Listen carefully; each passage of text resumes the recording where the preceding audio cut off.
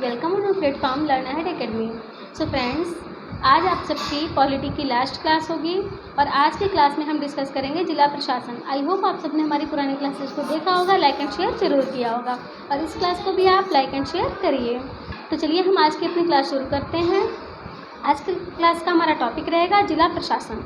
इसके बाद के जो क्लासेस रहेंगी उनमें हम लोग पॉलिटी के क्वेश्चन आंसर्स डिस्कस करेंगे जो हमारे मतलब प्रीवियस ईयर आ चुके हैं और जो है और भी जो एग्ज़ाम्स हुए हैं उनमें जो पॉलिटी के क्वेश्चंस आए हैं उनको हम डिस्कस किया करेंगे। तो चलिए हम आज की क्लास अपनी देख लेते हैं। आज की क्लास में जिलाधिकारी है तो उनके जो है पद और उनके जो है वो दिए हुए हैं, कौन किसके अंतर्गत आता है। तो ये एक टेबल है, तो आप चाहें तो इस टेबल का स्क्रीनशॉट ले सकते हैं और चाहें तो इसको एज इट इज़ किसी पे मतलब जो है लिख सकते हैं। तो इसमें आपका वही है कि जैसे कि कितने होते हैं उसके अंतर्गत और फिर उनके अंतर्गत कितने आते हैं, तो वो सारा इसमें दिया हुआ है। ये सिर्फ एक समझने के लिए टेबल है, बाकी इससे रिलेटेड क्वेश्चन अभी आपको नीचे मिलेंगे तो उनमें जो है हम देखेंगे।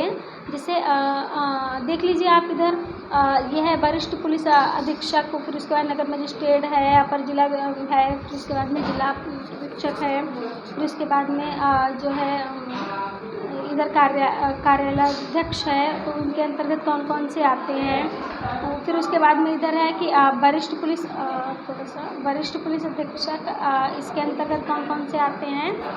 तो ये सारे इसमें दिए हुए हैं। जैसे पुलिस है, पुलिस अधीक्षक सिटी है, पुलिस अधीक्षक क्राइम है, फिर वही ग्राम का है, फिर वो ट्रेन का है। उसके बाद में क्षेत्राधिकारी है, थानाध्यक्ष है, ये सारे आपके वरिष्ठ पुलिस अधीक्षक में आ जाते हैं। फिर उधर अपर जिला जो है उसमें है जिलाधिकारी है, तहसीलदार है, ये सब इसमें आ जाते हैं और यही आपके जो है अपर जिला शिक्षक में आ जाते हैं। तो उसके बाद में हम देखते हैं, ये आप चाहे तो इसका आप स्क्रीनशॉट ले सकते हैं थोड़ा सा। जैसे इधर आपका कार्यालयाध्यक्ष है, इसके अंतर्गत आपका ये थोड़ा सा इम्पॉर्टेंट है, इसको आप ध्यान से देख लीजिए। इसमें है कि कृषि विभाग है और उसके बाद में फिर ये लोक निरीक्षक विभाग है, फिर उसके बाद में स्वास्थ्य विभाग है, पशुपालन विभाग है, पंचायत विभाग है, माध्यमिक शिक्षा विभाग है, ये सारे दिए हुए हैं। बेसिक शिक्षा विभाग, समाज कल्याण, खेलकूद, होमगार्ड्स, मनोरंजन और ये सब दिए हुए हैं। RES बाल विकास, बिजली विभाग, जिला जल निगम, सिंचाई और फिर अन्य विभाग अन्य है। मतलब ठीक इसी तरह एक और टेबल अभी आपको नीचे मिलेगी, उसका वो भी सेम ऐसे ही है। तो चाहे आप उसका भी स्क्रीनशॉट ले लीजिएगा, चाहे उसको भी ऐसे ही आप जो है उतार लीजिएगा। जैसे ये है, ये ऊपर आपका था जिलाधिकारी और नीचे आता है उपायुक्त। जैसे इसमें है राजस्व प्रशासन है और इसके दो पार्ट हैं, राजस्व प्रशासन, ग्रामीण विकास। राजस्व प्रशासन में कौन कौन से आते हैं और फिर इधर ग्रामीण विकास में कौन कौन से आते हैं। तो जैसे इधर है पुलिस अधीक्षक, तो इसमें है आपका उप पुलिस अधीक्षक और SHO है। वैसे ही उपायुक्त में है जैसे राजस्व प्रशासन है, तो इसमें जो है CTS है, CTM है, फिर SDM है, फिर उसके बाद में DRO है। अच्छा, DRO के अंतर्गत आता है सदर कानून वो, और इसका आता है तहसीलदार, सब तहसीलदार भी आता है। SDM का सीधे तहसीलदार आता है और इधर CTM है, ये अधीक्षक के अंतर्गत आता है। फिर उसके बाद में हम देखते हैं हमारे क्वेश्चन आंसर्स। अब इनको आप जो है उस टेबल को चाहें आप जो है स्क्रीनशॉट ले लीजिए। एक सेकेंड, इसको आप चाहें तो ऐसे स्क्रीनशॉट भी ले सकते हैं, ऐसे स्क्रीनशॉट ले सकते हैं। और हाँ, अभी आप इसको स्क्रीनशॉट ऐसे ले सकते हैं और चाहें तो आप इसको एज इट इज़ कहीं किसी नोटबुक या किसी पेज पे आप उतार भी सकते हैं। तो चलिए फटाफट आप सब स्क्रीनशॉट ले लीजिए इसका। और अब हम आगे अपने क्वेश्चंस को देखेंगे। तो क्वेश्चंस को पढ़ते हैं हम। आज के अपने क्वेश्चंस क्या क्या हैं। तो हमारा जैसे पहला क्वेश्चन है, एक सेकेंड थोड़ा सा इसको जूम नहीं हो रहा है, क्या हो गया, थोड़ा सा इसको जूम कर लेते हैं हम।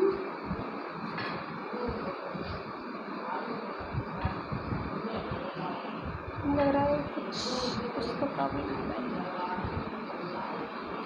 अभी हो गया। ये है हमारा पहला क्वेश्चन। थोड़ा सा और हो जाओ भाई, क्या दिक्कत आ रही है तुमको। है पटवारियों मतलब लेखपालों के कार्य की देखभाल निम्नलिखित में से कौन करता है। तो जो लेखपालों की कार्य की मतलब देखभाल है वो कौन करता है, तो इसका हमारा ऑप्शन सही हो जाएगा तहसीलदार। कौन करता है? तहसीलदार, ऑप्शन सी।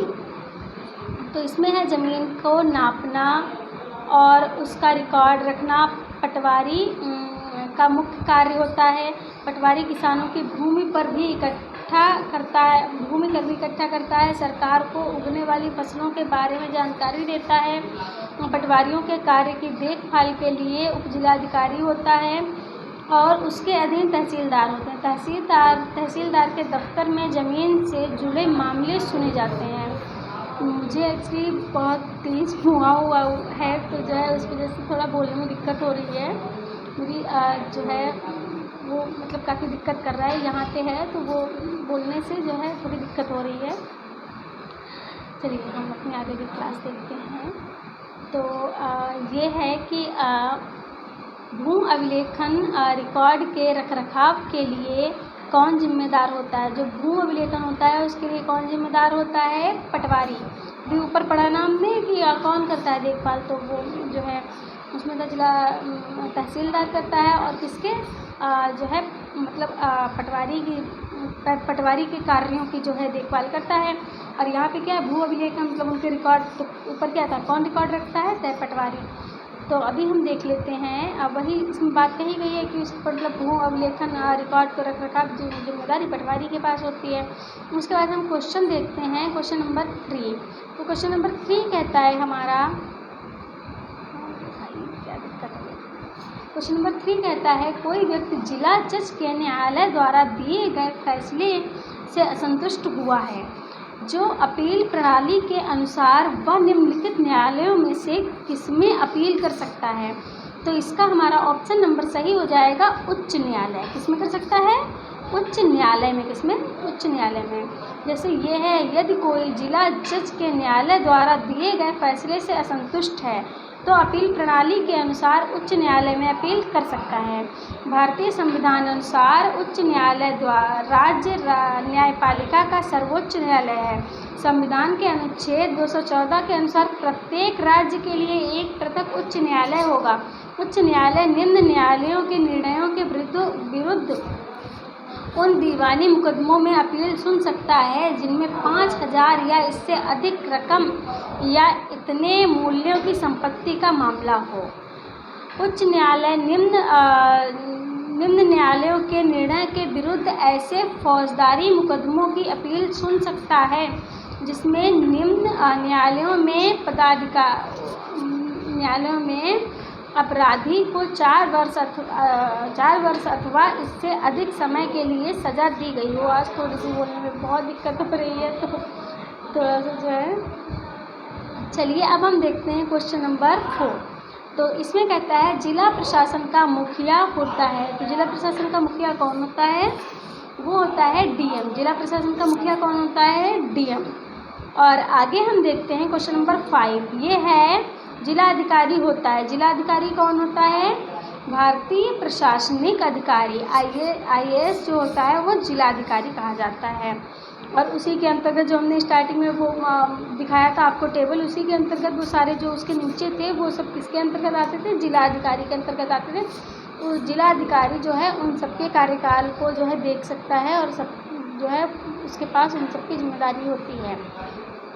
उसके बाद में जैसे आपका A, जिलाधिकारी भारतीय प्रशासन अधिकारी होता है। भारत के कलेक्टर पद का सृजन 1772 में तत्कालीन गवर्नर जनरल वारेन हेस्टिंग्स ने किया था, जिसे यह स्पष्ट रूप से प्रयोग सर्वप्रथम ब्रिटिश काल में किया जाने लगा। जिलाधिकारी को अपने उत्तरदायित्वों का निर्वहन 4 रूपों में करना होता है। अब ये रूप देख लेते हैं। नंबर 1 कलेक्टर, नंबर 2 है जिलाधिकारी के रूप में, नंबर 3 है विकास अधिकारी के रूप में, फिर है जिला मजिस्ट्रेट के रूप में। ये हमने चारों टॉपिक ऊपर देखे थे और उनके अंतर्गत जो आए थे वो भी हमने डिस्कस किए थे। आगे हम देखते हैं जिलाधिकारी जिले का प्रशासन चलाता है। तो मतलब इसमें कौन सा ऑप्शन हमारा सही हो जाएगा? ऑप्शन नंबर डी, जिले के समस्त अधिकारियों की सहायता से। किसकी सहायता से चलाता है? जिले के समस्त अधिकारियों की सहायता से। क्वेश्चन नंबर 7 है, इसमें है जिला प्रशासन के कार्यों में शामिल है। तो इसमें कौन सा हमारा ऑप्शन सही हो जाएगा? डी, उपयुक्त सभी। तो हम इन ऑप्शंस को एक बार डिस्कस कर लेते हैं। जिले में शांति और व्यवस्था बनाए रखना, उसका कार्य क्या है? शांति और व्यवस्था बनाए रखना, बिल्कुल सही है। फिर उसके बाद में question number B, option number B है भूमि व्यवस्था, जैसे भूमि माप, खसरा, खतौनी का रख रखाव व लगान की वसूली करना, बिल्कुल ये भी उसके काम होते हैं। फिर उसके बाद में है नागरिक सुविधा व सभी को विकास के समान अवसर उपलब्ध कराना, बिल्कुल। और लास्ट ऑप्शन हमारा उपयुक्त सभी, तुम्हारा ऑप्शन नंबर सही हो जाएगा, उपयुक्त सभी। उसके बाद में फिर हम देखते हैं क्वेश्चन नंबर 8, इसमें है जिले में प्राथमिक शिक्षा की व्यवस्था करते हैं। तो कौन करता है? जिला के बेसिक शिक्षा अधिकारी। प्राथमिक शिक्षा की व्यवस्था कौन करता है? बेसिक शिक्षा अधिकारी। उसके बाद में फिर हम देखते हैं क्वेश्चन नंबर 9, इसमें है जिले में परिवार कल्याण के कार्य करवाता है। तो कौन करवाता है? मुख्य चिकित्सा अधिकारी। तो अब हम देखते हैं क्वेश्चन नंबर हमारा है 10। तो ये हमारा क्वेश्चन कह रहा है जिले में माध्यमिक विद्यालयों की व्यवस्था देखता है। तो माध्यमिक विद्यालयों की व्यवस्था कौन देखता है? ये देखता है आपका उसका तो बेसिक शिक्षा अधिकारी देखता है, जो आपके वो होते हैं प्राइमरी के। और जो माध्यमिक विद्यालय है उनका देखता है जिला विद्यालय निरीक्षक। कौन देखता है? जिला विद्यालय निरीक्षक। आगे देखते हैं जिला न्यायालय का मुख्य जिला न्यायालय का प्रमुख होता है। तो जिला न्यायालय का प्रमुख कौन होता है? जिला न्यायाधीश। कौन होता है? जिला न्यायाधीश होता है। आगे हम देखते हैं क्वेश्चन नंबर 12। तो इसमें कह रहा है भारत में जिला प्रशासन की व्यवस्था में कलेक्टर का पद किस वर्ष सृजित किया गया था? किस वर्ष सृजित किया गया था? तो ये ऑप्शन नंबर सी। अभी हमने ये डिस्कस भी किया था हमारे पहले क्वेश्चन में 1772 में जो है सृजित किया गया था, तब से ये चल रहा है। आगे हम देखते हैं जिला जो है आपका क्वेश्चन है क्वेश्चन नंबर 13। तो ये आपका कह रहा है जिला स्तर पर राज्य सरकार की आँख कान और भावों का कार्य करता है। तो ये आपका ऑप्शन नंबर सही हो जाएगा बी। कौन करता है? जिलाधिकारी करता है। कौन करता है? जिलाधिकारी करता है। और क्वेश्चन नंबर 14 देखिए, 14 में है आपका निम्न में से किसने जिलाधिकारी को संस्थागत करिश्मा कहा है? किसने कहा है? Option number A, Rajni Kothari ने कहा है। किसने कहा है? रजनी कोठारी ने कहा है। फिर आपका क्वेश्चन नंबर 15 आता है। तो इसमें आपका है कि किसने भारत में जिला कलेक्टर का पद सृजित किया है? तो किसने किया था? ऑप्शन नंबर आपका बी हो जाएगा, वारेन हेस्टिंग्स ने किया था। किसने किया था? Option number B. अब ये 16 में है आपका मूल संविधान में जिला शब्द का उल्लेख किस अनुच्छेद में है? तो मूल संविधान है उसमें जिला शब्द का जो वो उल्लेख है वो कौन से अनुच्छेद के अंतर्गत है? तो आपका ऑप्शन नंबर डी, इनमें से कोई नहीं। उसके बाद में हम देख लेते हैं इसको थोड़ा सा संक्षिप्त में। अनुच्छेद 223 कार्यकारी मुख्य न्यायाधीश की नियुक्ति।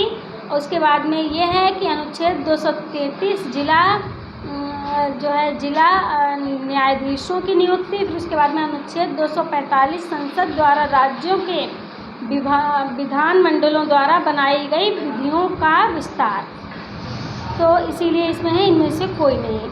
आगे हम देखते हैं हमारा ये था ओके 16। हाँ, आज के आपके जो हैं क्वेश्चन 16 थे और आज की आपकी क्लास थोड़ी छोटी सी है और हम आपको आगे की जो आने वाले सेशन हैं जिनमें हम क्वेश्चन आंसर अपने कंप्लीट करेंगे।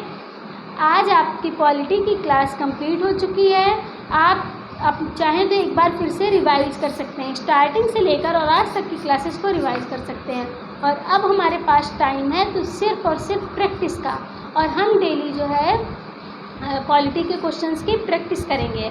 और आप जो है हमारी पुरानी क्लासेस को एक बार फिर से, अगर आपने नहीं देखी हैं तो उनको पहले कंप्लीट करिए, और अगर आपने देख ली है तो आप चाहें तो एक बार रिवाइज भी कर सकते हैं। इससे आपका रिवीजन हो जाएगा। और हम मिलेंगे हमारी आगे की आने वाली क्लासेस में। And thank you, bye bye.